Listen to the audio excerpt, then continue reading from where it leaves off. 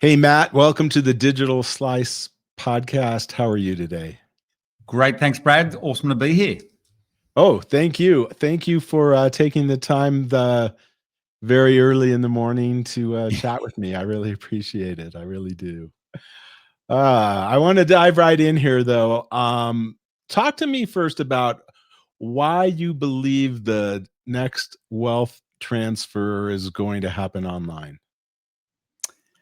It's what my favorite topic, Brad. How long do we have? I mean, the world is changing, and I think with AI, it's just going to those of us that understand how it works and can make money out of it. It will be like the internet all over again. So remember when the internet first came out, that was life changing for those of us that were lucky enough to get online then. I think we're getting a second crack at it now with AI, and then the internet, for anyone that hasn't considered it as a way of making money, the reason my wife and I got onto the internet all those years ago was because what it does when you're in business, it suddenly lays bare any geographical barriers. So we're here in Australia. You can probably tell from my accent, I'm Australian. When we got online, all of a sudden we were in America with the very next day, no barriers. We didn't have to import, export anything. And most importantly for us, we always wanted to be able to work from home, work the hours that we want, whenever we want. The internet goes 24/7. So we had access to a worldwide market 24/7. Whereas in our previous businesses, which were wholesale import businesses, it was a completely different story. So I think that was life-changing. And I think combine that with AI today, you have the winning formula for potentially the perfect business model out there. Yeah. So, how do you think that um, people can build this long-term wealth with digital skills? Yeah, it's a really good question. I think you've got to, I guess for your listeners, you've got to start small. I'm just thinking, how would you break it down? You'd break it down into small little steps. And I think that's the best way. And we're big fans if you're brand new and you're listening to this and you're working in an existing business or working, these days we call it 5 to 9, not 9 to 5. No one works the normal hours anymore, do they? You need to do it as a side hustle. Really, that is the easiest way, and start small and safe. Don't just rush out there and think, oh, just because there's a massive opportunity here, I'm going to spend lots of money on an online business. I would not recommend that at all. And in fact, I would just chip away at it quietly in the evenings, learning how to build a basic website and understanding how the online space can work, because there's lots of different ways you can make money online. I'd pick one or two key strategies and just gently practice at it with very low risk. So, if you're doing that, are you looking at a website that sells a product or a service? Everyone thinks that they hear our story. So our story is we've made our money through buying and selling online businesses, and everyone presumes we buy e-commerce sites that sell physical products. And Brad, we do the dead opposite of that. We have a rule that when I say we, my wife and I are business partners, we go the opposite of that wherever possible, because our original background is wholesale, import, and manufacturing businesses. We used to buy and sell those when we were much younger. And what we learned from that was any business with physical inventory is very difficult to manage, particularly if there's a recession or anything, and you've got a lot of money tied up in physical inventory. So when the internet came along, we just figured out, we've got access to the whole world here 24/7. What else can we sell or do to make money rather than having physical inventory? So we buy any website that has nothing to do with physical stock.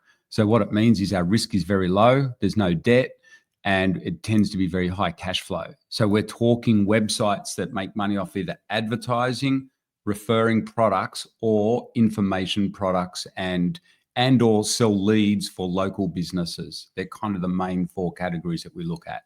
And AI is disrupting those industries, but it's also aiding those industries when you know what you're doing. Interesting. Interesting. So, if I'm surfing the web, as I get Yep. accused of doing very often by my wife, Yep. How do I know how to identify a profitable online asset, a profitable website? Okay, so there's lots of ways. So, and it's interesting you mentioned that, if you're surfing the web, presumably you're following your passions or your interests, right? Or your hobbies. Well, that's one of our number one key strategies that we focus in on, hobby sites or passion sites, because typically they're started by people. So say you're surfing the web and you're interested in photography. So you're looking up other photography sites. You're looking up how to learn how to do photography. And they're the sorts of sites that we like to buy. Whether or not we know about photography doesn't matter, because we use AI tools to help us rebuild them. But the reason why those sorts of sites are of such interest to us is typically someone like yourself has started a photography site, say 10 years ago. They built it up. It's got real content on it, not AI written content, real experience, which is what Google wants and humans want. It's got, useful content on there. It's been built with passion. The person's bored of it. They're not making much money. And maybe it's been neglected. That's what we're looking for. And we come in and say, oh, look, we'll take it off your hands for a couple of grand or whatever, or $5,000. And they go, yeah, I'll just cash out and move on. And then we buy it. And then what we do is we remonetize it. We might sell a course on there or something, or we might sell the leads that are coming in to a bricks and mortar business, because typically those passion sites also have something that's absolute gold in this day and age, and that's a niche following. So that's what we're also looking for. So it's even better if it comes with a social media profile. And actually, Brad, can I give an example to help bring all this together for everyone? I just thought of one because okay. So I've been coaching this lovely lady in our community. She's retired, and here in Australia they call them we call us the people who are retired called grey nomads. So they travel around Australia in a caravan.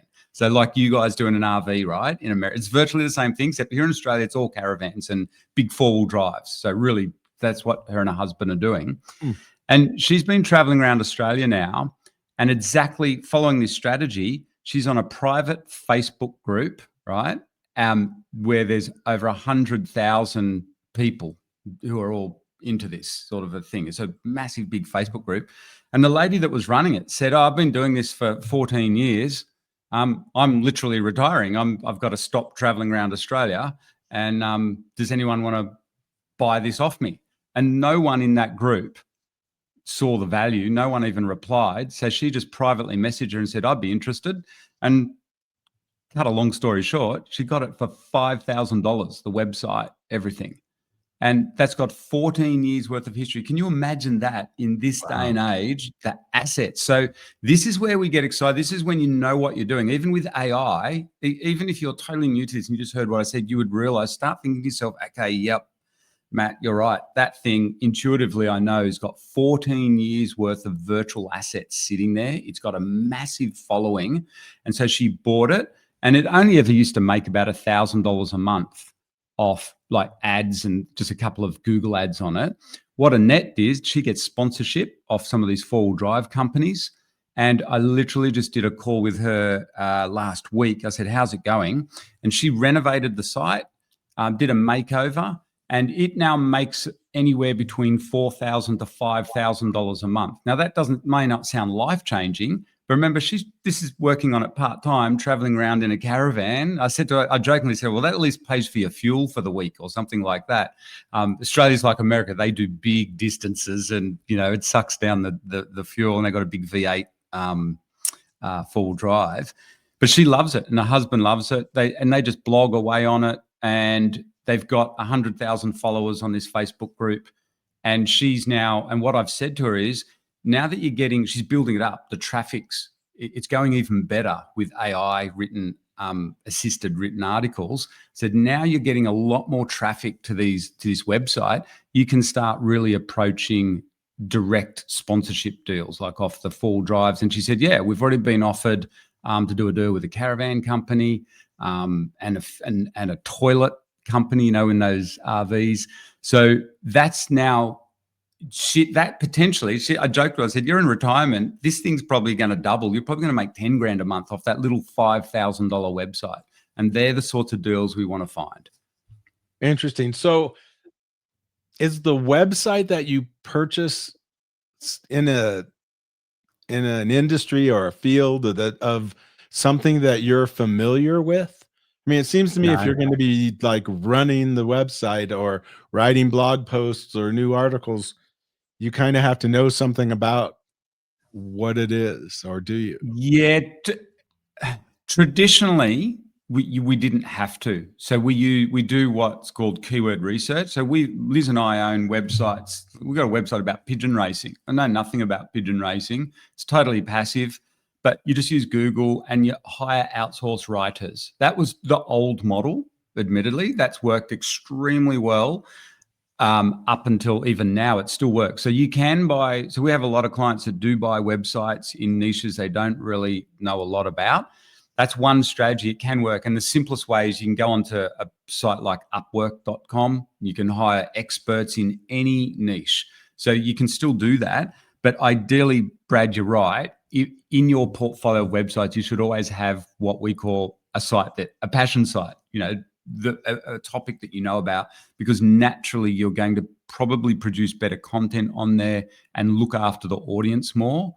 And also, keeping in mind AI, that means you're producing real content, like Annette with her caravan site.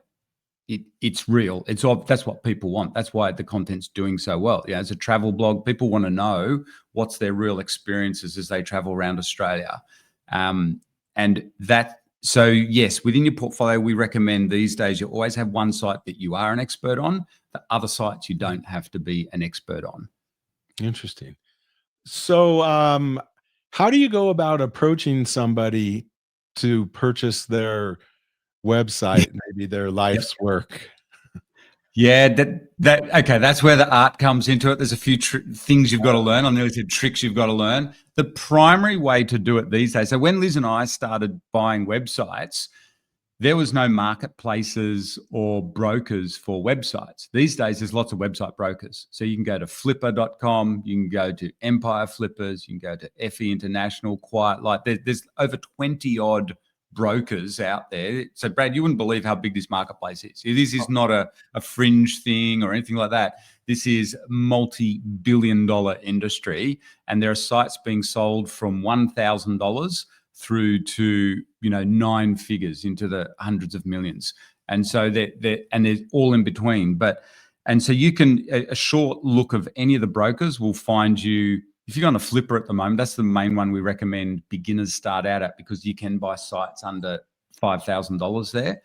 At any time on Flipper, there'll be like 300 odd websites listed for under $5,000 or under $10,000. Not all of them are perfect though, so you need to learn how to do due diligence. But our preferred way to this day is how we started, which is those private approaches, like what Annette did. And, looking through, like you were saying, just literally surfing the net, finding sites in the niches that we're interested in or that we have a bit of expertise in, looking for the abandoned sites or we call them the diamonds in the rough. The ones that we think, all right, we can grab those and polish them up and revitalize them. And so that's a private approach. And the way we do that, is by literally going to their contact page and just sending them an email. Good old fashioned cold calling. Send a very polite email, saying, hey, we're cash buyers. We're interested in this niche. We just noticed, you haven't done much work on your website recently. We are open to selling it. Happy to jump on a Zoom call. In the old days when we did this, it was on Skype, but now you just say, happy to jump on a Zoom call and have a chat. Interesting. So you purchase the website, you use AI to maybe help you spruce it up a little, modernize it, maybe get in a workflow of creating new content. Then what role, if any, does digital marketing play in the next step, maybe, or a step? Yeah, that's interesting. Well, it depends. See, a lot of our people doing this as a side hustle, and when they do that initial spruce up, then they just chip away at it in the evening. So it's basically semi-passive. It's not passive anymore. It used to be passive, but it's definitely not anymore. And you've got to keep, working on the sites a little bit, but it might just be, once a month or something like that. That's scenario one. If, for our clients, when I think through right now, our community, even Annette with that travel site, to a large degree, it's semi-passive. So they just chip away at it once a week. But if you want to ramp it up and, resell it. So a lot of our guys like the idea of flipping, where they build these sites up over a year or two and then sell them for a lot more. That does involve digital marketing. And it's a blend of traditional SEO with, incorporating AI SEO now, just getting what we call a big SEO footprint out there. And I'll try and keep it as simple as possible. In general, it doesn't involve paid traffic unless it's selling a product or a service that's, informational style. And if you know the numbers, then doing paid traffic is very, very effective, but that's a much more advanced thing. I don't recommend that if you don't know what you're doing there. You can burn through a lot of money doing paid traffic. Been there, done that. And we do lots of paid traffic though. But also these days, a really important part is coming back to that AI SEO kind of idea, is the social media side or different channels where we can find. So I know your listeners can't see me at the moment, but I'm pointing out, I'm creating this massive big funnel. What we're trying to do is, so we've got the hub website here where we make money sitting in the middle of your your footprint, and we have all these different other properties out there. So we're getting traffic not just from Google. Those days are gone. We don't just want to rely on Google anymore. So there's a large part of that, and it depends on the website. What's the best strategy? Interesting. So you might be doing things that you would do in any other business that you own, like maybe email marketing or... that's huge. Yeah. Email. If you've got a list, oh my goodness, that is gold. That is literally the number one asset we're looking for, is a list these days. Oh, interesting. Very interesting. So where do you think we are sort of in the spectrum of buying these kinds of assets online? Am I too late? We've been asked that for 15 years. Definitely not. So what I think it's matured. So to give you I'm over the top positive about it, and I understand I'm very advanced, and my life has been buying and selling businesses any kind. And so for me, I just view it as it's just another business. Buying and selling of businesses has been here for hundreds of years or thousands of years. I think it's par for the course now for the future. People are always going to have online businesses. That means they're an asset that can be sold. And I guess maybe, that's for your listeners' sake, maybe that's the take home point today is don't just view these online websites as, a pretty thing that I look at, or a fun thing that I look at, or as an online business brochure. These are actual assets, and they have virtual assets sitting behind them, and they're here to stay. And yeah, okay, the market's been around for 15 years now, and it's matured, but it's just like bricks and mortar world. Businesses are still going to be sold in 100 years' time. So will these online businesses. And online businesses now are like integral in our society. They're everywhere, and they're in every single niche. So, and that it will always change and evolve though. But in terms of where we're at, I think it's just it's par for the course. It's another asset now, like real estate, shares, crypto, whatever. And I think obviously it's here to stay. And I think the market will only get bigger, because as more people come online, and as the internet evolves, and I think even more niche sites with true followings, like real humans following them, they're about to become incredibly valuable. So something like you mentioned, Brad, will come back to it, is an email list. That is absolute gold in this day. But a true following of any kind, I think, is always going to be valuable online. Yeah, interesting. Okay, so if somebody listening, or if I'm interested in getting into this, give me one or two things that I want to do right off the bat. Yeah, for goodness sake, practice first. So learn how to do due diligence. You've got to protect yourself. The brokers do a pretty good job, but but it's on you. So learn. So for someone totally new to this, I would first of all try and get an understanding of the different ways you can make money online in this day and age. That's step number one. Step number two is learn how to do due diligence on websites. It's a huge money-making skill. You imagine if you can do that for the future or your kids, it is incredibly powerful thing to learn, because hardly anyone knows how to buy a traditional bricks and mortar business, let alone an online business. So that's where you make lots of money on those really rare skills. I think that's very valuable. That will take you time to learn how to do that. And the third thing, best bit of advice I can give is learn how to build a basic website. That's probably the key skill. And of course, that's about to change dramatically, possibly even in the next 12 months, because AI will just do it for you. But you still need to understand the foundations of how all that works. So that's the 3 core skills that would all come together. And the good news is AI is going to help you blitz every single one of those steps within hours. It'll be able to do all those 3 things. But you need to know how to drive AI to get those 3 results. So you still need those core foundational knowledges. Interesting. Okay, tell us a little bit about your company and what you do and who you do it for. So we teach people these skills. So we typically teach burnt out white collar workers or people that are working long hours in their business or at work. And so they tend to be, Brad, we're not teaching young millennials and stuff. Typically, we are teaching people who are approaching retirement and want alternative assets. Interestingly, a lot of real estate investors. So here, in America and in Australia, they've been maybe really successful with real estate, but they're, asset rich, cash flow poor. So we teach how to make cash flow with online businesses. And we have a company here in Australia called ebusinessinstitute.com.au. We've got lots of American clients though. And we've got a free masterclass on there where we just go through the strategy of how you buy and websites and do due diligence. But also we teach a strategy about building websites for local businesses as well, because that's hot for the future now too. There's a really big opportunity there. So that, in a nutshell, that's what we do. And we also run a podcast called Digital Investors, where we interview all our clients and you just listen to their experiences, and you can learn right there what they're doing. That's probably the easiest way. Oh, that's great. So where is the best place for people to find you online? ebusinessinstitute.com.au or the Digital Investors show. So it's digitalinvestors.com. So we've got a podcast and they can listen to me there, or they can catch me on LinkedIn. That's probably where I'm most active.